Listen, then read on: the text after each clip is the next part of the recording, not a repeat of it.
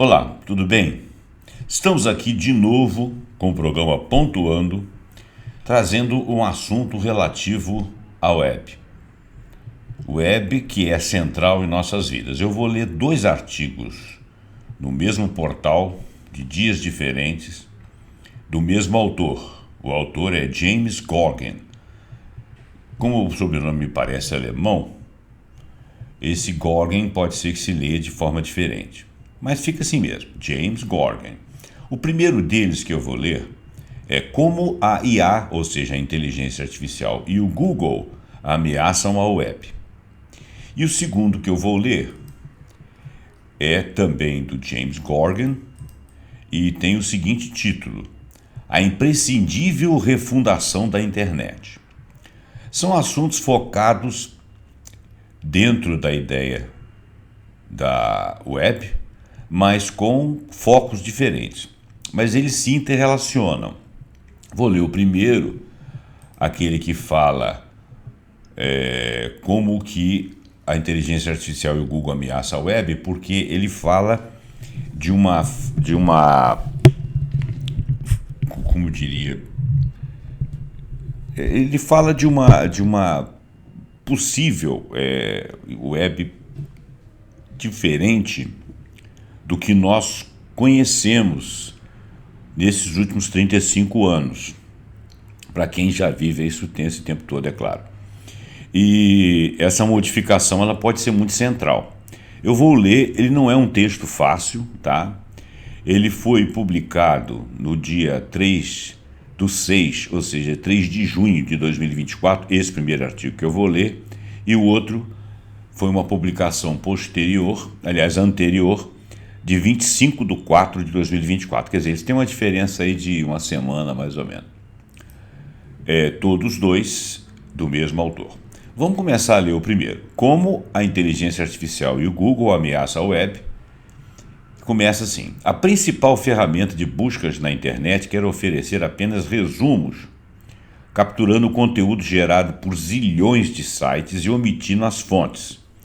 O que isso diz sobre os monopólios, apagamento de memória e apropriação do trabalho coletivo? É o que vamos ver no artigo, na matéria. 2 notícias que circularam na semana passada chamaram atenção por serem riscos potenciais para o futuro da internet.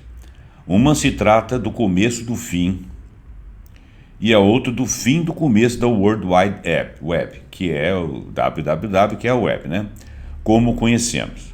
A primeira foi o anúncio da parte do Google do lançamento da ferramenta AI Overviews durante a conferência da empresa voltada a desenvolvedores. Comemorada pelos entusiastas da inteligência artificial e condenada como o fim da web por alguns jornalistas e especialistas em tecnologia, trata-se da substituição de sua clássica interface e sistema de busca na internet, que deixará de apresentar weblinks como primeiro resultado, passando a usar a inteligência artificial para exibir um pequeno resumo do que foi pesquisado pelo usuário, direcionando-o para determinadas fontes. Na outra ponta do apagamento da história digital, um estudo do Pew Research Center revelou que 38% das webpages existentes na internet em 2013 já não pode mais ser encontrados, ou seja, não pode mais ser acessados. Fim do começo. A metodologia de estudo sobre a acessibilidade do conteúdo online foi estruturada em 3 partes, e os resultados desse rastreamento, que os pesquisadores chamam de deterioração digital, se mostraram preocupantes. Entre as principais conclusões do estudo do Centro de Pesquisas, vale destacar: 25% de todas as páginas da web que existiam entre 2013 e 2023 não estavam mais acessíveis em outubro de 2023, sendo que o conteúdo mais antigo tem ainda mais probabilidade de desaparecer. Em 38% das páginas da web de 2013 não estão mais disponíveis no dia de hoje. em comparação com 8% das páginas de 2023. Vou ler de novo. 38% das páginas da web de 2013 não estão mais disponíveis hoje, em comparação com 8% das páginas de 2023. Quer dizer, se você for pesquisar páginas de 2013, 38% delas, das 100%, você não encontrará. E das 100% que você procurar hoje, 8% não estarão na web. Bom, 8% que não estiverem na web, sendo páginas recentes, possivelmente porque os autores desfizeram, retiraram, alguma coisa assim. Segundo dado, 23% dos sites de notícias e 21% dos sites governamentais contém pelo menos um link quebrado. Um link quebrado é aquele link que você acessa e ele não abre. As páginas de governos locais têm taxas especialmente altas de links quebrados. Sites de notícias com níveis de tráfegos altos e baixos têm a mesma probabilidade de ter links quebrados. Isso quer dizer que páginas muito visitadas das web news e as poucos visitadas, as que têm baixa procura, que tem pouco ibope, todas elas têm a mesma probabilidade de ter links quebrados. Quer dizer, tanto muito importante quanto menos importante, porque menos visitado, são, vamos dizer assim, democraticamente perdíveis, vamos dizer assim. 54% das páginas da Wikipédia têm pelo menos um link quebrado em sua seção de referências, quando você está procurando as referências do que se baseou o texto, né? O que é uma coisa importante, porque você pode ampliar seu conhecimento passando os olhos naquilo que o autor da matéria referendou, leu pelo menos.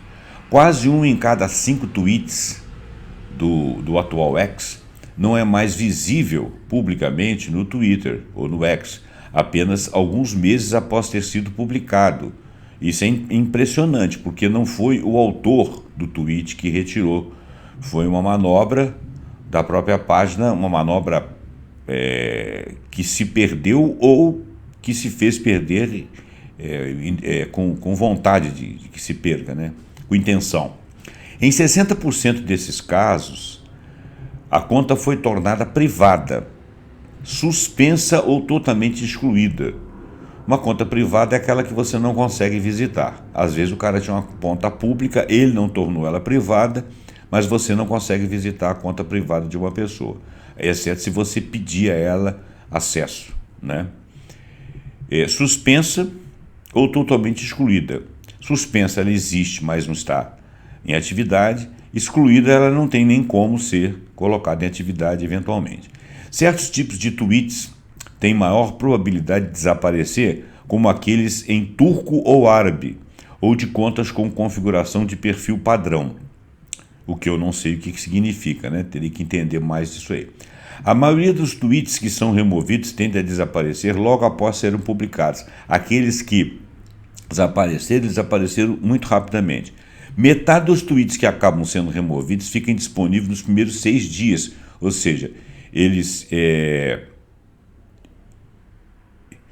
vou ler de novo. Metade dos tweets que acabam sendo removidos ficam disponíveis nos primeiros 6 dias e 90% em 46 dias. Tá, entendi. No entanto, 6% dos tweets removidos ficaram disponíveis novamente mais tarde, ou seja, voltaram a estar disponíveis. O que pode significar que é uma flutuação do sistema. Não sei se é por aí. Talvez seja uma pesquisa que se tenha feito lá dentro e os desenvolvedores, os proprietários, vamos dizer assim, os fiscais observaram alguma coisa, acharam uma coisa e depois voltaram outra. Acho pouco provável. Acho que isso é mais da própria flutuação do sistema. Estes resultados levam a algumas perguntas às quais pode ser muito cedo para termos respostas. Quer dizer,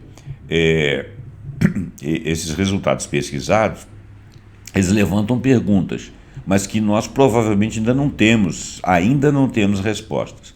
Por exemplo, o conteúdo que está desaparecendo seria útil para preservar a veracidade de alguma informação na internet ou era algo irrelevante ou falso? Que foi mais ou menos o que eu cogitei. Será que ele está sendo visitado, fiscalizado, observado e por isso removido temporariamente para depois voltar ou removido peremptoriamente, porque ele está sendo útil para preservar a veracidade ou ele está vendo que é algo irrelevante, que não presta para nada, ou que é falso. Olha, se é uma coisa irrelevante, quem decide isso? Quem abre uma publicação, acha que algo é irrelevante, interfere na sua página, na sua manifestação. Por exemplo, se eu colocar uma foto lá de uma criança bonita, isso pode ser considerado irrelevante. Ou se eu colocar uma propaganda de algum produto que eu produzo, isso pode ser considerado irrelevante? O que pode ser considerado irrelevante? Será que eles estão tendo esse juízo de valor? Ou se eles pensam que aquele é falso?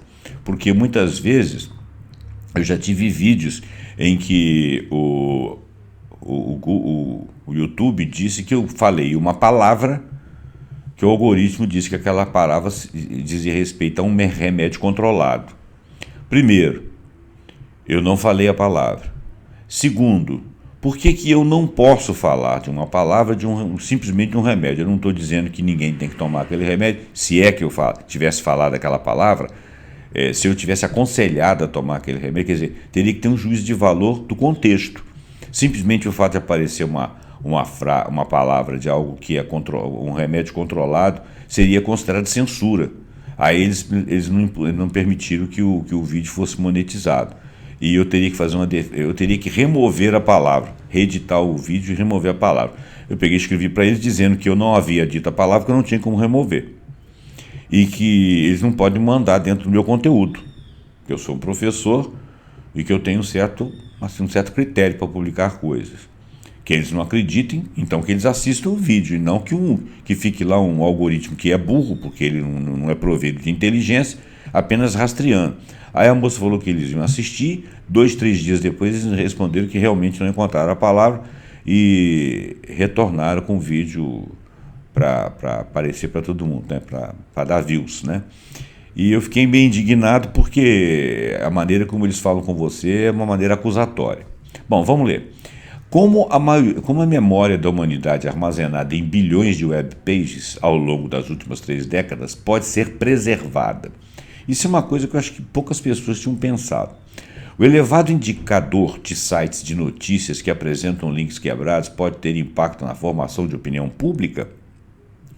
Porque seriam dados históricos, né? Dificilmente temos alguma pista para onde esse fenômeno vai nos levar. Mais dramático ainda é perceber que pouco pode ser feito para impedir isso ou reverter isso. Memória digital. Se a história sempre foi escrita pelos vencedores e, consequentemente, a memória também, a democratização do acesso à internet e a população da web deram esperanças que isso poderia estar mudando no final dos anos de 1990. Agora, ao invés de estarmos presos a arquivos e museus com artefatos e textos coletados e organizados por uma elite intelectual, em tese qualquer um poderia registrar para a posteridade seu próprio conteúdo, produzir trabalho em coautoria e interagir com a própria construção oficial da memória, a partir de comentários em sítios ou outras atividades. Além do boom dos blogs, isso obrigou os compiladores da história oficial a alterarem a forma como construíram seu próprio acervo, incorporando alguns desses usuários e suas criações ao seu trabalho. A evolução, ou involução, se você preferir, está bem documentada no texto Between Archive and Participation, Public Memory and a Digital Age, de Ekaterina Raskin, uma pessoa, né, que analisou ainda em 2007 as informações sobre os atos de terrorismo de 11 de setembro de 2001 e seus registros na internet. Analisando este conteúdo, ela pôde perceber que essa nova forma de memória criou um paradoxo. A democratização do passado foi entrelaçada com a perda de consciência histórica. A velocidade destrói o espaço e apaga a distância temporal. Em ambos os casos, o mecanismo de percepção fisiológica é alterado. Quanto mais memória armazenamos nos bancos de dados, mais o passado é sugado para a órbita do presente, pronto para ser chamado na tela, escreve Andreas Hilsen. Esse risco se torna ainda mais presente quando alguém decide registrar e interpretar para nós o passado. Quando a tecnologia oferece a capacidade de recuperação instantânea, o impulso individual de se lembrar diminui. Claro, você tem alguém que faça isso para você. Se a preservação e a recuperação de arquivos não forem equilibradas por mecanismos que estimulem o envolvimento participativo, a memória eletrônica poderá ser levada à amnésia autocongratulatória, conclui Haskins, ainda em 2007, enquanto a inteligência artificial generativa ainda não tinha virado a coqueluche do momento. Ele está dizendo aqui que a memória e a interpretação dos fatos e o registro dos fatos como dados históricos, não como interpretação de alguém que falou sobre aquele fato, que essas coisas, primeiro, nós não lembramos dela, porque nós não fazemos necessariamente arquivos. Segundo, que os arquivos estão lá sob a égide de alguns que interpretam. Então, quando você faz uma busca na internet, por exemplo, algumas coisas daqueles fatos podem vir à tona e outras que são partes bem analisadas também daqueles fatos não vêm. Então, você está sem o registro histórico. E isso pode levar a uma amnésia, né? Essa amnésia, e quando ele fala de participativo, seria que você levasse em consideração que mais pessoas, mais analistas fossem levados em consideração e não uma meia dúzia que de repente nem é o mainstream. Bom, começo do fim. Talvez pior do que um conteúdo desaparecer na rede mundial de computadores ou abrirmos mão de o recuperarmos por nós mesmos, que é o que se está falando do parágrafo passado, iniciando o fenômeno do apagamento da memória digital da humanidade, é este mesmo pedaço da história ser silenciado ou se tornar invisível para a maior parte das pessoas, inclusive principalmente pessoas que não têm qualquer memória daquele fato, porque passou despercebido para eles naquela época, ou ainda não eram nascidos, alguma coisa assim, e essas pessoas não têm acesso a essa memória. Ficou a memória fragmentada, ou com registro de alguns, ou com nenhum registro. Este é o efeito mais natural que a maior aposta da Search Generative Experience da Google com AI Overviews pode causar à web. Ele está dizendo que essa procura geral, essa experiência de procura geral do Google e a inteligência artificial sobre dados pode causar à web, que é o que está sendo implantado. No momento em que a ferramenta de busca, que domina mais de 90% das pesquisas mundiais online, decide alterar seu modelo de negócios para oferecer sumários de temas elaborados por algoritmos de inteligência artificial, os impactos na internet, como conhecemos, são imprevisíveis. Os primeiros resultados não promissores foram compilados nesta matéria da BBC, que ele mencionou acima, que foi o estudo, né? Basicamente, sítios jornalísticos perderam visibilidade e posts de redes sociais como Reddit, Quora e Instagram experimentaram crescimentos vertiginosos nos resultados. Vou reler. Basicamente, sítios jornalísticos perderam visibilidade e posts de redes sociais como Reddit, Quora e Instagram experimentaram crescimentos vertiginosos nos resultados. Então, vamos citar um exemplo. Se você tem um assunto que aparece em sites jornalísticos com as mais diferentes tendências, com os mais diferentes analistas, em troca disso, a inteligência artificial traz para você conteúdos a respeito desse assunto, conteúdos do Reddit, do Quora e do Instagram, que tiveram crescimento vertiginoso, você está com dados empobrecidos com relação à análise circunstancial daqueles fatos, distorcidos ou apenas mencionados, sem a conteúdização, o reconhecimento do que estava escrito ali, dos sítios daquilo que seria visível em um site jornalístico. Não que os jornalistas estejam fazendo a oitava maravilha do mundo a respeito das informações, mas é que você trocar uma informação que traz um texto estudado, ainda que tenha ali uma ideologia que leve a coisa por um campo para o outro, de qualquer maneira trazem fatos avaliados. Quando você troca isso por lapsos, por pequenos pedaços em rede social desses assuntos, você, inclusive até com notícias erradas, ou mal transcritas, ou mal interpretadas, você está trocando uma informação fidedigna feita no calor dos acontecimentos por uma posterior feita de qualquer maneira. O primeiro e mais eloquente deles é o desaparecimento deles, que ele diz, dos dados, né? Os resultados. O primeiro e mais eloquente dos resultados deles, né, é o desaparecimento dos produtores de conteúdos originais dos resultados gerados pelo modelo Gemini, que é a inteligência artificial generativa do Google, né? Então, o primeiro e mais eloquente deles é o desaparecimento dos produtores de conteúdos originais dos conteúdos gerados pelo modelo Gemini à base algorítmica do AI Overviews. No momento em que a busca do Google passa a preparar seus resumos valendo-se de técnicas do web scraping, a fonte de determinada informação desaparece. Isso levou algumas pessoas a especularem que esta foi a saída encontrada pela empresa Google, né, para contornar o crescente número de serviços jornalísticos e legislações nacionais que passaram a pleitear remuneração ou incidência de tributos sobre a compilação de seu conteúdo original, porque afinal de contas aquilo foi publicado, é matéria jornalística, é memória jornalística, é memória de fatos, memória histórica.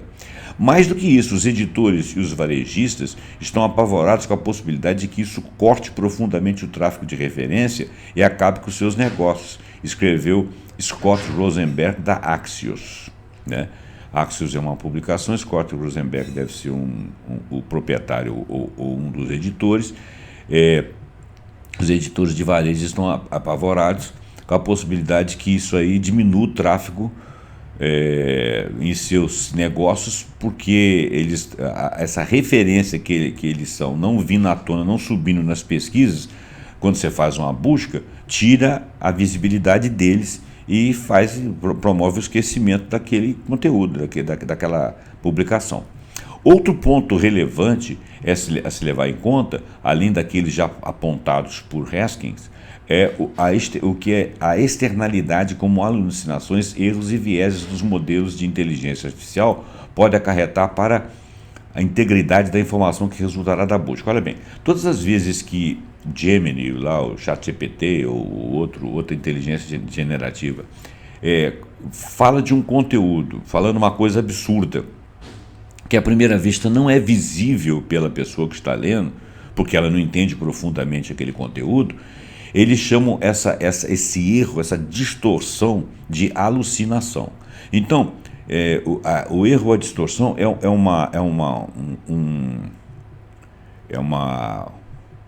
um conteúdo esdrúxulo com relação à tese. Por exemplo, se você estivesse fazendo uma relação de sintomas de uma doença lá, você está pesquisando, faz relação de sintomas de uma doença de pele e tal, aí aparece lá, alguém comentou uma bobagem qualquer, por exemplo, que marcas de nascença podem inflamar, uma coisa assim, tal, e isso vinha aparecer lá. Isso seria uma estupidez. Marca de nascença não inflama, não tem nada a ver. Isso eu estou chutando aqui, né? Só para dar exemplo.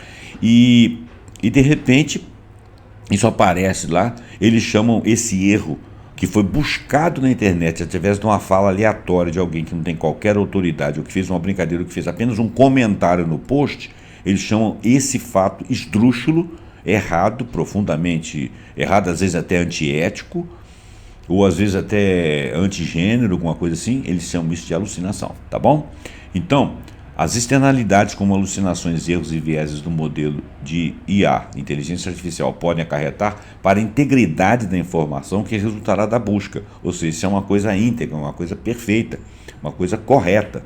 Se na pesquisa tradicional as pessoas já acessavam apenas os primeiros links que viam, da primeira página, que é o que a maioria das pessoas faz, o que gerou alavancagem de conteúdos por meio de publicidade, o recebimento de um resumo aparentemente plausível sobre qualquer tema que estejamos buscando tende a consolidar ainda mais essa tendência, né? Você já encontrou, aparentemente você já encontrou o que você queria, né? E hoje em dia, na busca do Google, as primeiras coisas que aparecem na página, por exemplo, se você estiver buscando, se você estiver perguntando assim, quero um remédio que... não, quero saber se o remédio, se o princípio ativo fulano de tal faz bem para isso, assim, assim. Por exemplo, lá para queda de cabelo, alguma coisa assim. Aparece nas primeiras 50 respostas lá, publicidades de sites de conteúdo que produzem aquilo, que são de laboratórios, ou que são de empresas que vendem produto acabado ou produto manipulado, alguma coisa assim, falando dando uma espécie de bula, falando bem, dizendo sobre isso, sobre aquilo, não respondendo a sua pergunta. Porque a sua pergunta é, aquilo ali serve, aquele princípio ativo serve, quer dizer, você teria que saber caminhar por sites onde você tivesse artigos científicos em que você pudesse achar aquele princípio ativo discutido. Eu já passei por isso. Tinha um remédio que me foi aconselhado tomar por um médico, eu desconfiei, achei o preço altíssimo e achei que aquilo aí não necessariamente seria razoável, não desconfiando do médico, que eu achei ele uma pessoa correta, mas eu quis pesquisar. E eu só achava a publicidade do remédio falando maravilhas e tal, falei, não acho que é isso. Aí eu li um efeito colateral lá que eu achei perigoso para mim, particularmente. E fui pesquisar, tive a paciência de ler 5 artigos científicos. E nesse artigo científico eles diziam que o bem que o remédio possivelmente poderia dar não foi comprovado, ficava em aberto. Mas o efeito colateral era certo. Então eu falei, não vou tomar porque eu temo exatamente esse efeito colateral por uma disposição pessoal. Então, quer dizer, eu fui mal orientado pelo web, né? A web, em momento nenhum, alguém discutiu aquele assunto ali, que era o que eu estava procurando saber. Entenderam, né? Bom, então, o recebimento de um resumo aparentemente plausível sobre qualquer tema que estejamos buscando tende a consolidar ainda mais essa tendência de você ficar com a primeira resposta que aparece, e essa resposta é um resumo que pode ter, um resumo feito por inteligência artificial e que pode ter alucinações. E a empresa já anunciou que em breve incorporará publicidade a essa solução. Olha que coisa horrível. Com isso, a informação que não se enquadre na prioridade do algoritmo provavelmente permanecerá invisível para a maior parte dos usuários. Por quê? Porque ela quer te enquadrar, como o algoritmo, ela quer te enquadrar em alguma coisa que esteja sendo paga por patrocinadores. Então, quem não está pagando nada, desaparece. O cara publica, mas não aparece. Por mais que a empresa sustente que é possível você optar por usar a interface original, poucas pessoas saberão ou terão interesse em fazer isso, dada a comodidade que os resumos oferecem. Isso é verdadeiro. E muitas vezes, quando você vai lá na publicação original, ela própria é pobre de informação. Ela é um outro resumo, um pouco maior. E você está procurando uma terceira coisa, então você tem que ir atrás de outros links. Outra preocupação que advém desta alteração é sobre o próprio modelo de negócios da empresa, que sempre teve seu motor principal na publicidade por trás dos links azuis que nós costumamos ver várias vezes ao dia. A Google tem mais motivos do que a maioria para agir com cautela nesse caso. Ela fornece publicidade para muitas páginas da web, que estão prestes a perder todo o tráfego e têm a perder com o desaparecimento das visitas a essas páginas. Eu vou ler de novo. A Google tem mais motivos do que a maioria para agir com cautela nesse caso. Quer dizer, ela própria tem que tomar cuidado com aquilo que ela está fazendo, mudando o modelo de negócio. Porque ela fornece publicidade para muitas páginas da web que no modelo atual, que nesse modelo que eles querem mover, estão prestes a perder todo o tráfego e têm a perder com o desaparecimento das visitas a essas páginas. Quer dizer, ela perde dinheiro porque o camarada não vai mais contratar o serviço de publicidade. No entanto, como a empresa mantém uma posição dominante em grande parte do mercado de publicidade digital, ela parece estar apostando que poderá enfrentar essa transição, ou seja, com perda de dinheiro, com perda de anunciantes, e suavizar quaisquer solavancos que aconteçam, acionando as alavancas de muitas outras fontes de receita. Quer dizer, eu perco com isso, mas isso é antiético. porque ela tá diminuindo o espaço de publicidade para empresas que vieram acompanhando ela e que ajudaram ela a subir. E são empresas idôneas, ou pelo menos empresas que estão ali querendo um espaço. A empresa tem muitas alavancas à sua disposição. Ela pode escolher quando mostrar visões gerais de inteligência artificial e quando não mostrar. Se o tráfego de saída cair vertiginosamente, chamando a atenção de reguladores ou outras partes prejudicadas, ela poderá reverter as alterações por um tempo, ou pelo menos com relação a alguns assuntos, argumentou Casey Newton, da Platformer. Bom, este acontecimento fez Andrew o nome russo aqui, Orlovsky, decretar mais uma vez o fim da web, o fim da www, em um texto no site de notícias Unheard, onde analisou de forma crítica a mudança estrutural anunciada há alguns dias. O jornalista e escritor mostra também que os planos do conglomerado para se afastar da web já vinham sendo traçados. Mas, na realidade, o interesse do Google na web vem diminuindo há muito tempo. Artigos lamentando seu fim têm aparecido desde que Chris Anderson, o chefe dos formadores de opinião da Wired, proclamou que a web estava morta em 2010. Olha bem. Tim Berners-Lee publica regularmente manifestos para, entre aspas, salvar a web, e ninguém presta atenção. Hoje, mais de 80% dos 2 bilhões de usuários diários do Facebook acessam a rede social apenas por meio de um telefone. Elas nem passam perto do Google. As empresas não se sentem mais obrigadas a criar sites. A maior parte do que restou é suja e está morrendo. Atualmente, o Google está erguendo uma barreira entre o pesquisador e as informações que ele procura. E isso eu sinto nitidamente.